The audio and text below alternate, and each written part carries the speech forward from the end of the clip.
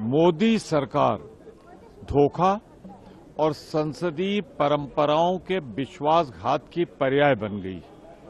परसों उन्होंने कहा था कल सुबह 9 बजे तक वो बता देंगे कि कब बैठक होगी, कहां बैठक होगी, क्या इस सब्जेक्ट की रूपरेखा क्या होगी। और आज जब हम 267 में जो सबसे महत्वपूर्ण है सवाल लगा रहे हैं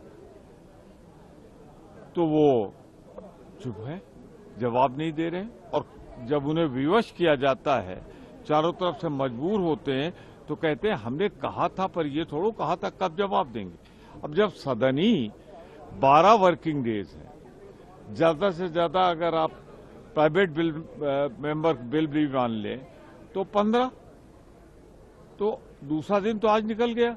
यह सरकार देख नहीं रही है, सुन नहीं रही है कि कितनी बीएलओज ने आत्महत्या कर ली, कितने लोग मर गए, और उसके बाद भी सरकार क्या वही इतिहास दोहराएगी जो किसानों का था।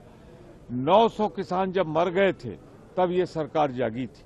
आज ये कितने बीएलओज को मारने के बाद एसआईआर पे चर्चा कराएगी। ये पार्लियामेंट हाउस है किस लिए? चर्चा के लिए ना। तो इस पर चर्चा कराओ, निर्णय लो, हम अपनी बात कहें।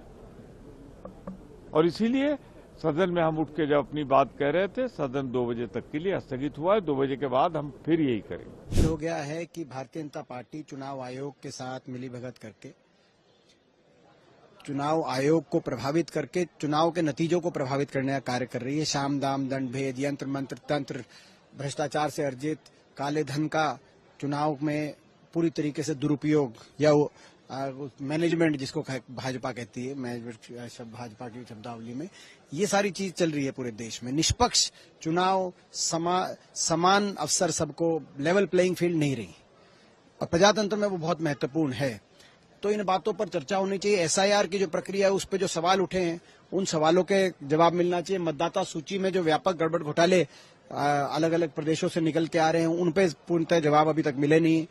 तो इन बातों का पे डिस्कशन हो, चर्चा हो, ये हम चाहते हैं। सरकार से हमने बात रखी है और हम उम्मीद करते हैं सरकार निष्पक्षता से चर्चा कराएगी।